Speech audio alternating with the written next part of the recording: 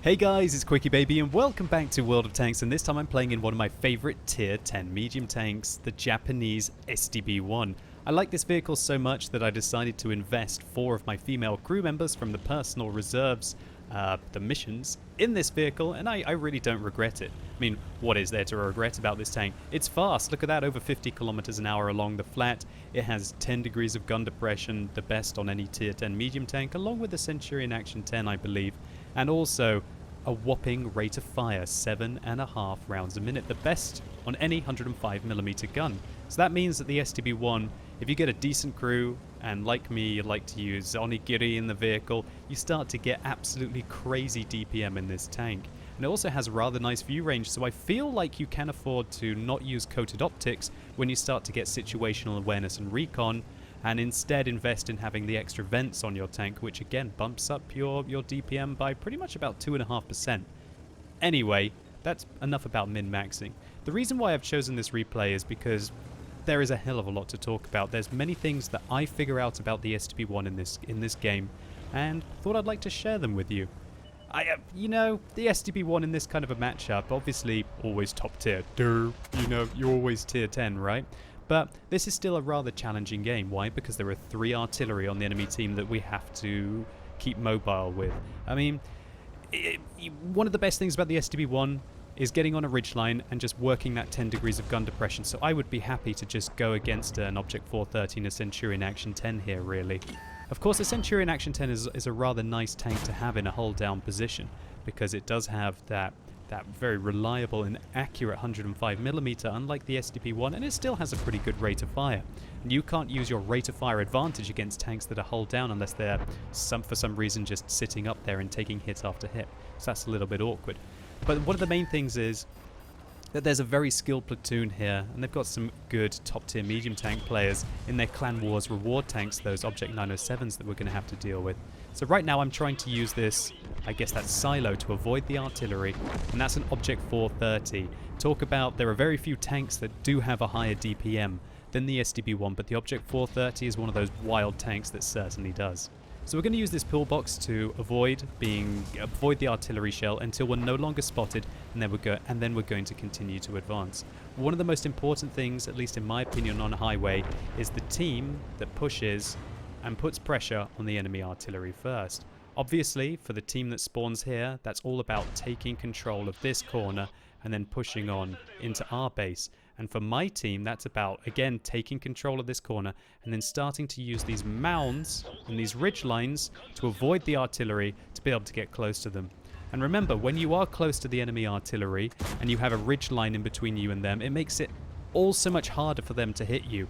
Now, if I was, for example, over here behind a ridge line, that's not quite as useful because of the way that the shell trajectory and their arc will work. So it's actually quite dangerous in a way to get close to the enemy artillery, but also a lot safer if you do have some kind of object or a hill or an undulation in the way. If you're in some kind of a dip, then you're going to be able to work it out.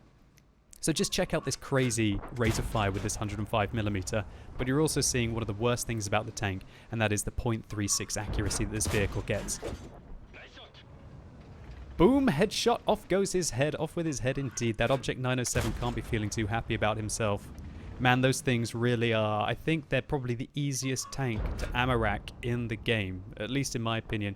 I know a lot of people will probably say, well, what about the Leopard 1? And yeah, the Leopard 1 is very famous or infamous for being ammo racked. So much so that I do take 2 repair kits when I play the Leopard 1, but for some reason, whenever I hit an Object 907, I'm literally hoping for an ammo rack every time I hit it. It's that weak. Well, at least with regards to its ammo rack, I mean, some of the other statistics about the tank are absolutely phenomenal, and it really does give the Object 140 a run for its money. So right now, we have got into a very advantageous position here. Fair enough, we've lost the town, but we've still got our artillery intact, and there's a T-62A who's going back to provide vision for the artillery. And what I'm doing is effectively protecting the enemy's base from them. They're coming back to try and defend their cap circle. We've got an AMX 1390 who's doing some good work here by basically forcing them to come up and take shots. We're going to use some of these bushes to be able to get shot after shot into these tier 10 medium tanks. And they have to try and get the interrupt right now. They have to try and progress, and they've got themselves into such an awkward situation where not only are they trying to deal with an STB-1 that's hull down, and a TVP behind me that's hull down, hiding most of his weak hull armor, but also they're going to have the artillery blazing down upon them from our base. So, again, highway. I believe it's the team who attacks the most aggressively that generally wins.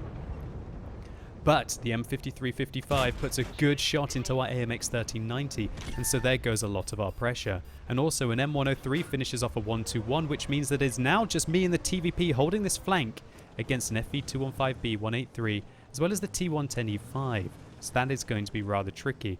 And also a couple of their artillery managed to escape, and so I'm not feeling so comfortable about being in that position. Now, what I'm doing here is trying to change the angle of the engagement.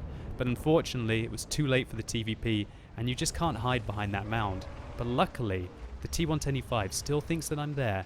He's going to be pushing forwards, and right now what I'm thinking is just keep spotting for my artillery. I'm now alone on this flank. I get a great ambush off there on the T10 who thought that I was where the TVP was.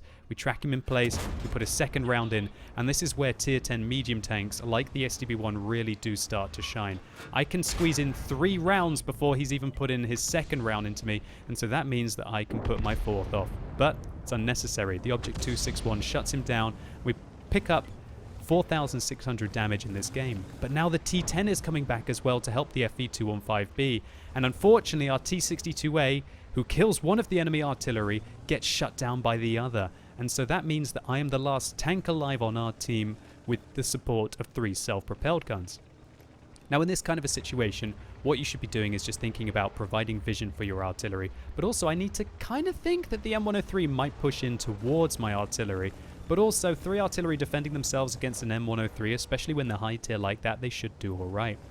I don't want to put too much pressure up, and there's an FV215B 183 left on the enemy team who I'm quite worried about. Luckily, I managed to spot him, and I don't get spotted myself. Not sure if that was my camera rating, or just a good piece of luck. Now, I believe that he's trying to hide behind a mound to be able to avoid getting hit by our artillery. I think he'll be using these pillboxes here. So I realize that, but I want to push forwards, use the bushes, and it looks like he's trying to get himself into some more cover.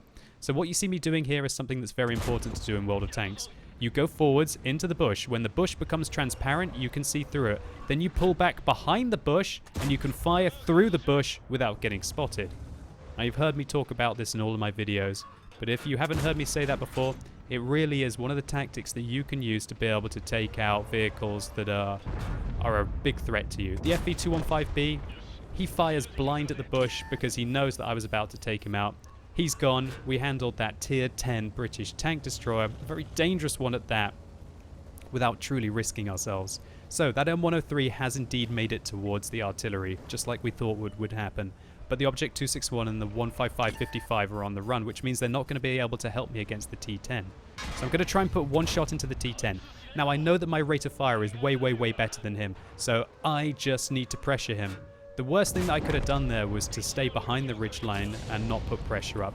Got to keep moving. Luckily, the artillery manages to miss us, and we know where the M103 is. So what I want to do now is go hunting the M103. And I tell you what, I'm going to make a big mistake here as well. I was under a lot of pressure, and all I was thinking right now is kill the M103, kill the M103. We know roughly where he was because of the way that he missed us. I also asked my team for how much health the M103 is on.